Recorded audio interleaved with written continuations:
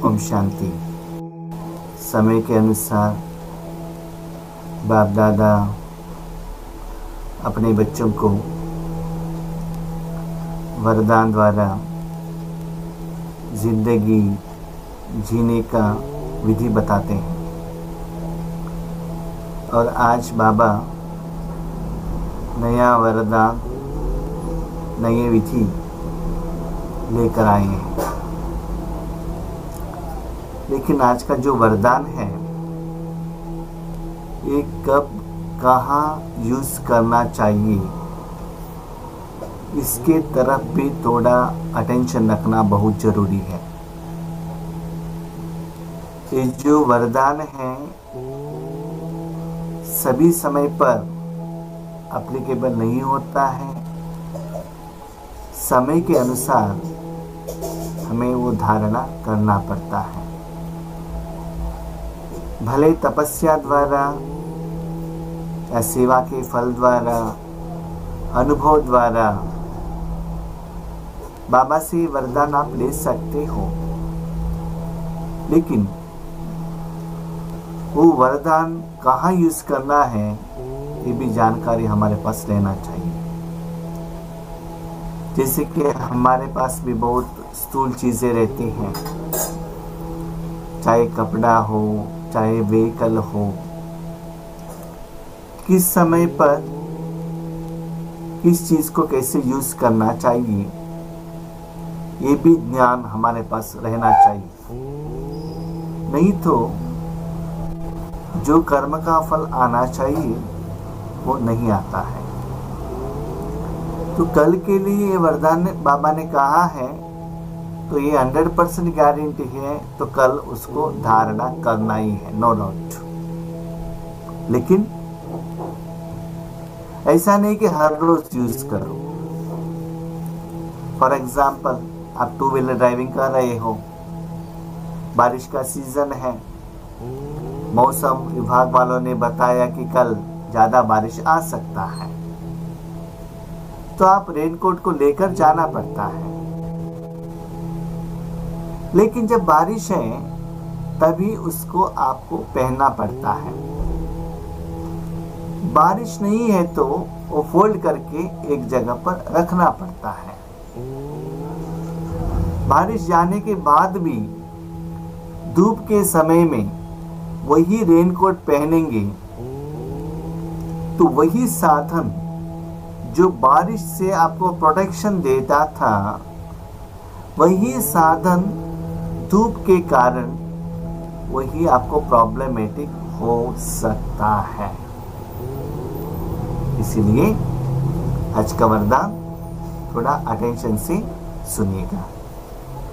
वरदान का डेट है 19 अगस्त 2021। आज बाबा का वरदान है अपने बच्चों के प्रति, पहले आपके पाठ द्वारा ताजदारी बनने वाले चतुर सुजान बाबा। पहले आपके पाठ द्वारा ताजदारी बनने वाले चतुर सुजान बाबा। आपके सामने कोई आत्माएं आते हैं कुछ सेवा के लिए, तो उन्हें आपको पहले चांस देना चाहिए।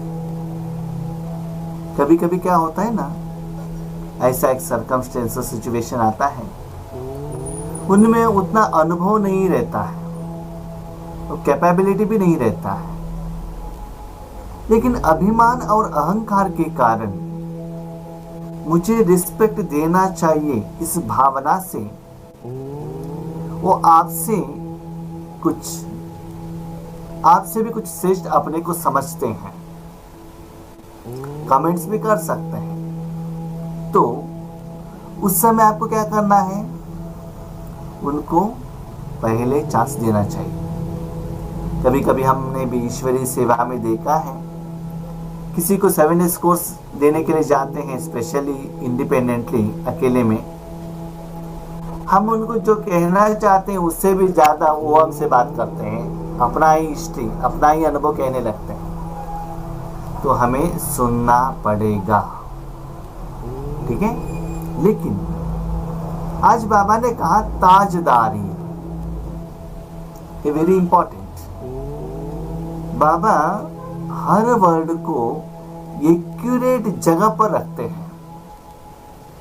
जब उस जगह का जो वैल्यू और डेप्थ मीनिंग हमको समझ में नहीं आता है, तब तक एग्जैक्ट एप्लीकेशन हमको पता नहीं चलता है। ताज माना एक है जिम्मेवारियों का ताज, जिम्मेदारी वो कर्म वही कर सकते हैं। तो आप सभी लोग यहाँ आज प्रोग्राम में मिले हैं, तो क्लास कितना लोग कर सकते हैं, योग कितना लोग कर सकते हैं, ब्रह्मा भोजन कितना लोग कर सकते हैं, ड्राइविंग कितना लोग कर सकते हैं, कितना लोग गाना गा सकते हैं। तो सभी लोग सभी काम तो नहीं कर सकते हैं ना। तो ताज माना एक है जिम्मेवारी, जिम्मेवारी के आधार पर अनुभव, अनुभव के आधार पर पोजीशन, पोजीशन के आधार पर सिंहासन। सिंहासन माना राजा, तो उसमें आपको राजा बनना चाहिए। माना उतना कैपेबिलिटी, उतना आप में अनुभव और डर नहीं रहना चाहिए। बहुत सारे लोगों के पास कैपेसिटी रहता है, लेकिन ताज के ऊपर बिठाएंगे तो इतना डर जाएंगे, तो क्या होता है, तो रिजल्ट जितना आना चाहिए वो नहीं आता है। तो छोटे मोटे ताजदारी भी रहते हैं। उसके लिए एक प्रैक्टिकल एग्जाम्पल है महाभारत में, क्योंकि जो भी बाबा वरदान कहते हैं ना, उसमें एक सीक्रेट समाया हुआ रहता है। इस वरदान के कनेक्टेड बेस्ट एग्जाम्पल है महाभारत में उत्तर कुमार की कहानी। आप में से कितना लोगों को उत्तर कुमार का कहानी मालूम है? जरा हाथ उठाइए।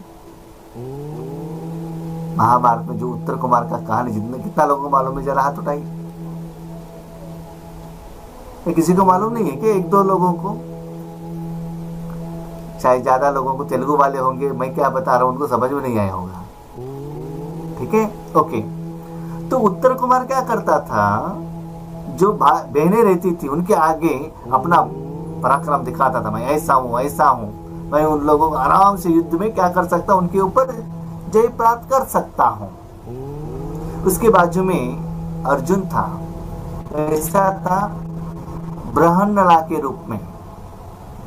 ठीक है, तो उन्होंने क्या किया, ठीक है आप ही ठीक हो, आप ही ठीक हो करके क्या किया, जहां दुर्योधन, भीष्म, द्रोणाचार्य सभी युद्ध के लिए आ रहे थे, तो उसमें अर्जुन सारथी बने और उत्तर कुमार को योद्धा बनाया।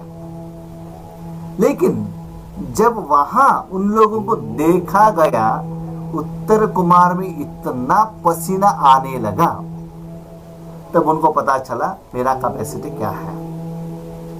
जब उनका हकीकत, प्रैक्टिकलिटी, एक्चुअल पोजीशन पता चला, तब अर्जुन ने क्या किया, ठीक है मैं आपका प्लेस ले लेता हूं, आप मेरा प्लेस ले लो। तब तक अर्जुन ने ये नहीं कहा कि मैं कौन हूं। अर्जुन जानता था अपने कैपेसिटी के बारे में, लेकिन उन्होंने उस समय उसके बारे में उत्तर कुमार को ना, उस समय में जितना जो बहनें थी उन लोगों के बारे में कुछ भी नहीं कहा, और प्रैक्टिकली उनमें जो विशेषता अंदर में थी वो दिखाया। उसके बाद लोगों को पता चला जो ब्रह्मणला के रूप में हैं, जो डांस सिखाते हैं, वो वैसा नहीं है, उनमें और कुछ विशेषता है। तो आज भी बच्चे, आप में भी भगवान ने भरा हुआ विशेषता जरूर है, लेकिन आपके आगे, आपके जिंदगी में बहुत उत्तर कुमार आ सकते हैं। लेकिन उत्तर कुमारों के आगे अपना पावर मत दिखाना, उस समय उनको ही आगे बढ़ाना। यस आप राइट हो, आप राइट हो। कभी कभी ईश्वर ज्ञान की चर्चा में आ जाते हैं, बाबा कहते हैं कभी ईश्वरी ज्ञान का डिबेट मत करो, हम ही ठीक है ऐसा उनके पास वाद मत करो। ठीक है, तो ऐसे उस सिचुएशन में उनको क्या बनाना है, राजा बनाना है। जब हकीकत उनको समझ में आ जाएगा, तब क्या हो जाएगा, वो नीचे आ जाएंगे, आपको पावर देंगे। तो मेरे ईश्वरी जिंदगी में मैंने बहुत बार देखा है, बहुत जगह पर हम पहले बार जाते हैं तो नॉर्मल रिस्पेक्ट रहता है, सभी लोगों के जैसे। लेकिन जब स्टेज मिलता है, क्लास सुनते हैं, योग का अनुभव होता है, तब जो रिस्पेक्ट देने का जो भाव है ना, वो ऑटोमेटिकली चेंज हो जाता है। तो फिजिकल पोस्चर से उनमें क्या विशेषता है वो पता नहीं चलता है। तो वही बात आज बाबा कह रहे हैं, बच्चे ऐसे सिचुएशन में आपको क्या करना, पहले आप देखो बाबा इतना पावरफुल सोल है, इतना शक्ति है, फिर भी क्या कहता है, बच्चे मैं आपका ओबीडियंट सर्वेंट हूं। और बच्चे क्या कहते हैं, बाबा मैंने ये किया, मैंने वो किया, ये किया। बाबा चुप रहता है, कुछ कहता नहीं है। लेकिन जब परिस्थिति आता है, प्रॉब्लम आता है, बाबा सॉरी आप आगे आ जाओ ना। जैसे कि छोटे बच्चे क्या कहते हैं, माँ के गोद में रहते हैं, नहीं नहीं नहीं मैं मुझे सब कुछ जानता हूँ, मैंने मुझे नीचे छोड़ दो। नीचे चला जाएगा, माँ तो पीछे पीछे रहेगी, लेकिन एक कुत्ता आ जाएगा तो क्या करेगा, वापस आकर माँ की गोद में बैठ जाएगा। इसीलिए आज वरदान में बाबा ने कहा, पहले आपके पाठ द्वारा ताजदारी बनने वाले चतुर सुजान भवा। अर्जुन उस कहानी में बहुत चतुर सुजान थे, उनको मालूम था युद्ध मुझे ही करना है, मैं ही उनके ऊपर विजय प्राप्त कर सकता, सब कुछ उनको मालूम था। लेकिन उन्होंने कहाँ भी वो पोजीशन पोस्ट दिखाया नहीं। लेकिन जिस जगह पर एक्चुअल युद्ध करना था, उस समय अपना जो विशेषता को उन्होंने बाहर निकाला। तो बाबा कहते हैं, बच्चे आज भी मैं आपके अंदर में उतना शक्ति भर रहा हूं, समय के अनुसार वो विशेषता एक दिन सारी दुनिया के आगे प्रत्यक्ष हो जाएगा। आप में क्या है, मैंने क्या भरा है, मैं जानू और आप जाने, गुड़ जाने गुड़ की गोत्री जाने। जैसे बाप दादा अपने को ओबीडियंट सर्वेंट कहते हैं, सर्वेंट कहने से ताजदारी स्वतः बन जाते हैं। ऐसा नहीं कि सर्वेंट बनने से हमको सिंहासन नहीं मिलता है, नहीं। छोटा बच्चा कहने से क्या होता है, माँ का गोद मिल जाता है ना। बड़े होने से नहीं नहीं नहीं, उनको क्या चाहिए, सोफा चाहिए, चेयर चाहिए, व्हील चेयर चाहिए। छोटे बच्चों को माँ का गोद मिल जाता है। ऐसे आप बच्चे भी स्वयं नम्र चित्त बन दूसरों को श्रेष्ठ सीट दे दो। मन से हर एक आत्मा आपके आगे आते हैं ना, उनको बहुत अच्छा रिस्पेक्ट दे दो, प्यार दे दो, स्नेह दे दो। ऐसे उनको उठाओ ऊपर, उनको सीट पर बिठाएंगे तो वह उतर कर आपको स्वतः ही बिठा देगा। इसके पहले भी आपको हमने एक एग्जाम्पल बताया था स्वामीनाथन भाई जी का। जिस कॉलेज में वो गए थे, वहाँ के प्रिंसिपल ब्रह्म कुमारी से थोड़ा एंटी थे। लेकिन पहले स्वामीनाथ भाई ने क्या किया, उनको इतना ऊपर उठाया, इतना ऊपर उठाया, इतना ऊपर उठाया। 5 मिनट जो प्रोग्राम में बैठने वाले थे, सारे प्रोग्राम सुनकर उसके बाद उन्होंने ही वोट ऑफ थैंक्स दिया। तो ऐसे बाबा कहते हैं, आगे वालों का जो मेंटल स्टेटस, क्योंकि वो क्या चाहते हैं ना, दुनिया के हिसाब से वो आपसे पहले रिस्पेक्ट चाहते हैं, दे दो ना। क्या जाता है आपका, आगे वालों को नमस्ते कहो, आपको क्या जाता है, थैंक यू कहो, आपको क्या जाता है। इतना बड़ा पावरफुल आत्मा परमात्मा है, आपको सब कुछ कह रहा है, तो आपको कहने में क्या प्रॉब्लम है। तो मुख से या मन से रिस्पेक्ट दे दो ना। तो जितना देते जाते हो, उसके आधार पर वो आपको राज तिलक देंगे। अगर आप बैठने की कोशिश करेंगे तो वह बैठने नहीं देगा, इसलिए बिठाना ही बैठना है। आप डायरेक्टली बैठने के लिए जाएंगे तो क्या करेंगे, नहीं नहीं नहीं मुझे बैठना है, मुझे बैठना है। ठीक है, आप बैठो बैठो बैठो, बिठाओ उनको, है ना। बिठाने के बाद जब क्लास कंप्लीट करते हैं ना, उसके बाद आगे से क्वेश्चन आने लगता है, तब डरने लगते हैं। ठीक है, उसके लिए एक कहानी भी है। एक फेमस साइंटिस्ट था, आर्किमिडीज, बहुत सारे प्रोग्राम पर जाता था। एक बार एक जगह पर प्रोग्राम था, तो उस कार में एक परमानेंट ड्राइवर था। तो उनको भी ये देखना था कि वो जो आर्किमिडीज का जो लेवल है ना, रिस्पेक्ट, वो भी मुझे एक दिन फील करना है। ये दोनों वो प्रोग्राम में चले गए।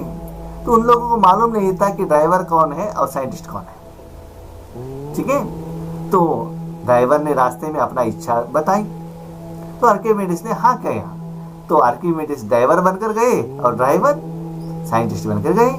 उन लोगों को मालूम नहीं था, पीछे जो बैठे थे उनको क्या किया, वेलकम किया और गिफ्ट दिया और स्टेज पर बिठाया, सब कुछ। ये लोग, ये ड्राइवर का है ना आर्किमिडीज का, ये भाषण सुन के थोड़ा सब्जेक्ट तो मालूम था। इन्होंने माइक में लेकर क्या किया, थोड़ा कुछ भाषण तो कर दिया। उसके बाद कोई क्वेश्चन है क्या, उन्होंने पूछा।